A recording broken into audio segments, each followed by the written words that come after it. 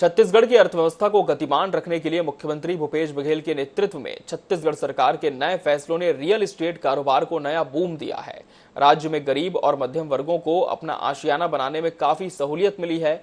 आज गरीब मध्यम परिवार भी अपना छोटा सा आशियाना बनाने में सक्षम हो रहा है। उसको विश्वास है कि भूपेश है तो भरोसा है।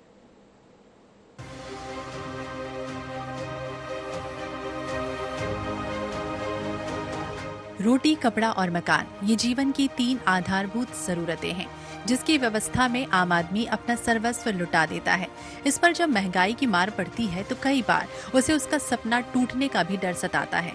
लेकिन भूपेश सरकार ने आम आदमी के डर को महसूस किया और उसे इस जंजाल से आजादी दिलाने की ठानी। एक आदमी को घर बनाने में कई तरह की तकलीफों का सामना करना पड़ता है, लेकिन प्रदेश के मुखिया भूपेश बघेल ने आम आदमी को बड़ी सौगात दी। सीएम बनते ही भूपेश बघेल ने 5 डिसमिल तक के छोटे भूखंडों की खरीद बिक्री पर लगी रोक को हटा दिया। भूपेश सरकार के आने के पहले ये व्यवस्था नहीं थी।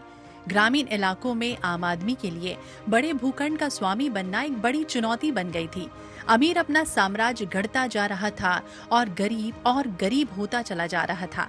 ऐसे में एक विश्वास जागा, भूपेश है तो भरोसा है, जिसने आम आदमी के घर बनाने के सपने को एक उम्मीद दी।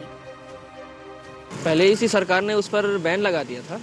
अब जो भूपेश सरकार आई है उसने रजिस्ट्री पर वापस रोक को उसको खत्म कर दिया है। तो अभी क्या है, जो लोग कम पूंजीवादी हैं वो लोग छोटे टुकड़े में भी ज़मीन ले पा रहे हैं, जैसे कि 5 डिसमिल 2200 स्क्वायर फीट से कम में वो लोग ले पा रहे हैं और उनके लिए बहुत राहत हो रही है कि वो लोग अपना घर बना पाएंगे। नहीं तो पहले उससे बड़ा टुकड़ा ही लेना पड़ता था और आम आदमी ज़्यादातर उसको अफोर्ड नहीं कर पाता। छोटे प्लॉट में फाइनेंस में भी बढ़ोतरी हुई है और लोगों के प्लॉट लेने की संख्या में बढ़ोतरी हुई है। मुख्यमंत्री भूपेश बघेल के नेतृत्व में पिछले 3 वर्षों में राज्य के लोगों के उत्तरोत्तर विकास और आर्थिक सशक्तिकरण के लिए अनेक नीतिगत फैसले लिए गए। गांव और शहरों के विकास में अनेक उपलब्धियां हासिल की गई। सरकार ने इस अवधि में जनहित में अनेक नीतिगत फैसलों के साथ साथ गरीब और मध्यम तबकों के लोगों को बहुत सी छूट और रियायतें दी हैं। ऑनलाइन पंजीयन सुविधा, निर्धारित समय अवधि में रियल एस्टेट प्रोजेक्ट की स्वीकृति दी जा रही है।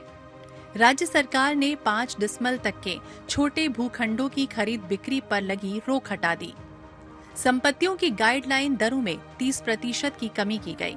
भूमि नामांतरण और डायवर्जन की प्रक्रिया को पूर्व की अपेक्षा अब ज्यादा आसान किया गया है।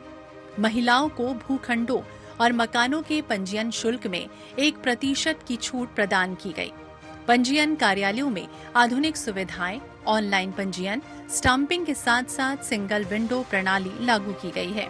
भूमि संबंधी दस्तावेजों के रखरखाव के लिए डिजिटलाइजेशन, राजस्व न्यायालयों में ऑनलाइन प्रकरणों का पंजीकरण की सुविधा शुरू की गई। पंजीयन विभाग में 1 जनवरी 2019 से अब तक करीब 2,75,000 से ज्यादा छोटे भूखंडों के क्रय विक्रय के दस्तावेजों का पंजीयन किया गया है। Bureau report, INH 24/7।